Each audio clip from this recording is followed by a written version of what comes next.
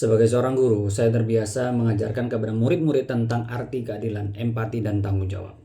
Namun akhir-akhir ini saya merasa nilai-nilai tersebut yang kami ajarkan di sekolah, di kelas, justru dipatahkan oleh perilaku sebagian wakil rakyat kita sendiri. Ketika mendengar kabar bahwa gaji DPR dinaikkan di tengah kondisi ekonomi rakyat yang sedang seperti ini, ekonomi yang berat seperti ini, hati merasa sedih. Murid-murid saya sering bercerita bahwa kedua orang tua mereka kesulitan membayar kebutuhan sekolah. Bahkan ada yang terkendala hanya untuk datang ke sekolahan. Lalu bagaimana rasanya melihat wakil rakyat begitu mudah menambahkan fasilitas untuk mereka sendiri? Sementara rakyat yang mereka wakili semakin terhimpit.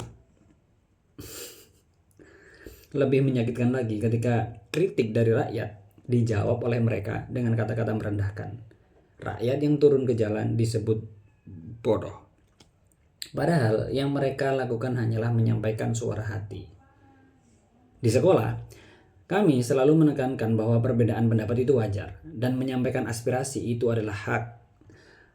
Kalau di kelas saja saya marah ketika ada siswa yang meremehkan temannya, apalagi jika yang meremehkan adalah pejabat negara terhadap rakyatnya sendiri lagi.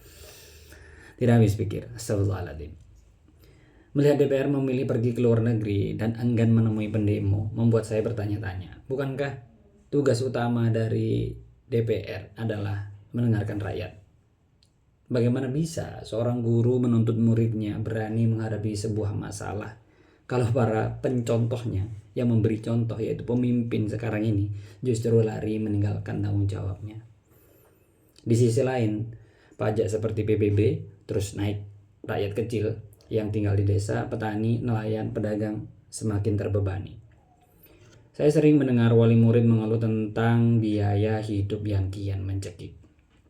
Jika setiap rupiah dari rakyat harus dipungut, tidakkah seharusnya setiap rupiah itu juga dikembalikan dalam bentuk keberpihakan nyata kepada rakyat? Yang paling memilukan kabar adanya korban jiwa dalam aksi, termasuk seorang yang meninggal dilindas mobil rantis.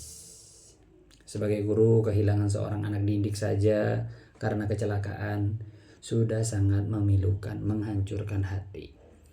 Bagaimana perasaan kedua orang tuanya, keluarga korban yang kehilangan karena aksi yang seharusnya dijamin aman?